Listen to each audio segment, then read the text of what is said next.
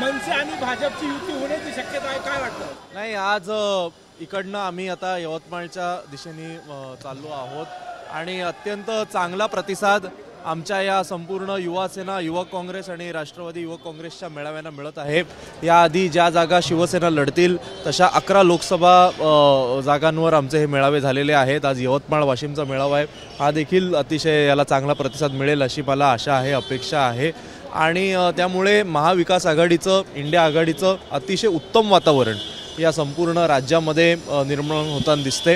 उद्धव ठाकरे साहेबांच्या दौऱ्यांना कसा प्रतिसाद मिळतो ते आपण पाहताय। ते आता हिंगोलीच्या दौऱ्यावर आहेत। शरद पवार साहेब यांचे देखील महाराष्ट्रभर दौरे सुरू आहेत। राहुल गांधी साहेबांची नुकतीच यात्रा महाराष्ट्रातून गेलेली आहे आणि त्यामुळे कोण आता युती करतंय, कोण नाही करत आहे, याहीपेक्षा आमची ताकद कशी वाढेल याकडे आमचं लक्ष आहे। आणि मला पूर्ण खात्री आहे की जास्तीत जास्त जागा या महाविकास आघाडी आणि इंडिया आघाडी जिंकेल। मनसे आणि भाजपच्या युतीकडे शिवसेना तुम्ही कसं बघता? याकडे मी असं पाहतो की ज्या वेळेला शिवसेनेला म्हणजे उद्धव ठाकरे साहेब हे भाजपसोबत होते त्यावेळी भाजपला या कोणाचीही कधी गरज पडली नाही। म्हणजे भाजपला आता कळून चुकलं असेल की उद्धव ठाकरे साहेबांची ताकद किती होती। एकटे उद्धव ठाकरे साहेब हे भाजपपासून दूर गेल्यानंतर उद्धव ठाकरे साहेबांची कमी भरून काढायला भाजपला सगळ्यात आधी शिवसेना फोडावी लागली, एकनाथ शिंदेंना मुख्यमंत्री करावं लागलं। तरी उद्धव ठाकरे साहेबांची कमी भरत नाही म्हणून त्याच्यानंतर त्यांना राष्ट्रवादी फोडावी लागली, अजित पवारांना उपमुख्यमंत्री करावं लागलं। त्यानंतर सुद्धा उद्धव ठाकरे साहेबांची त्यांना कमी भरता आली नाही म्हणून त्यांना काँग्रेस फोडावी लागली। त्यानंतर सुद्धा त्यांना उद्धव ठाकरे साहेबांची कमी भरता येत नाही म्हणून आता मनसे सोबत लागते। म्हणजे एकट्या उद्धव ठाकरे साहेबांची ताकद किती होती हे आता भाजपला कळून चुकलं असेल। कल्याण लोकसभेसाठी तुमचं आणि सुषमा अंधारेंचे नाव चर्चेत आहे, तुम्ही लढण्यास इच्छुक आहात का? नाही बघा, माझ्यावर आता पक्षाने सचिवपदाची जबाबदारी दिल्या असल्या कारणाने सध्या तरी जिथे जिथे शिवसेनेचे उमेदवार असतील त्या ठिकाणी जाऊन शिवसेनेचे उमेदवार विजयी करण्याकरता मेहनत घेण्याचं काम मी करतोय। मी म्हणालो तसं याआधी आम्ही 10 मतदारसंघामध्ये जाऊन असे मेळावे घेतलेले आहेत। आज यवतमाळ आणि वाशिमचा मेळावा आहे आणि त्यामुळे त्या दृष्टिकोनातून आमचं काम सुरू आहे। उमेदवार कोण असतील, काय असतील हे उद्धव ठाकरे साहेब ठरवतील। जो कोण उमेदवार असेल, फक्त कल्याणच नाही, महाराष्ट्रातल्या सगळ्या जागांबाबत मी सांगतो, जो कोण उमेदवार असेल त्याकरता शिवसेना, राष्ट्रवादी आणि काँग्रेस आणि माझ्यासारखे असंख्य कार्यकर्ते आम्ही सगळे मिळून त्याला विजयी करण्याचा प्रयत्न करू। तयार आहे का तुम्ही?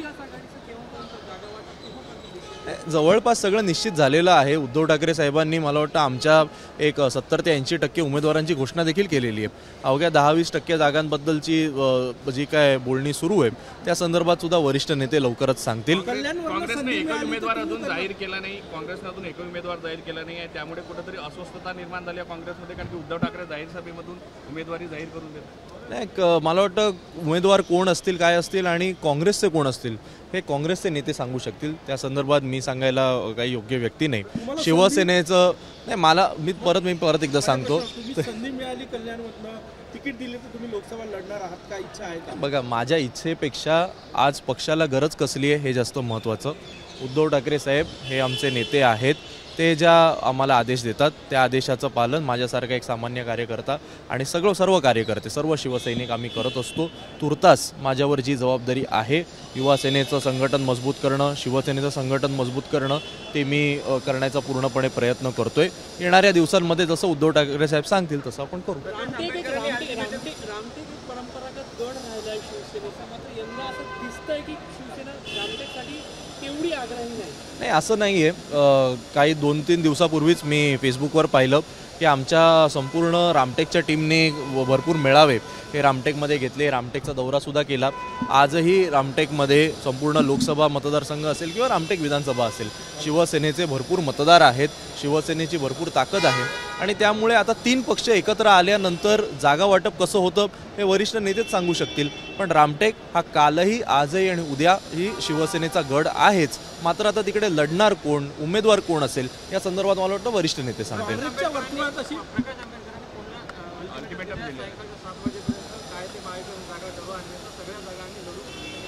आंबेडकर साहेबांनी महाविकास आघाडीसोबत यावं असं प्रत्येक महाविकास आघाडीच्या नेत्याची इच्छा आहे।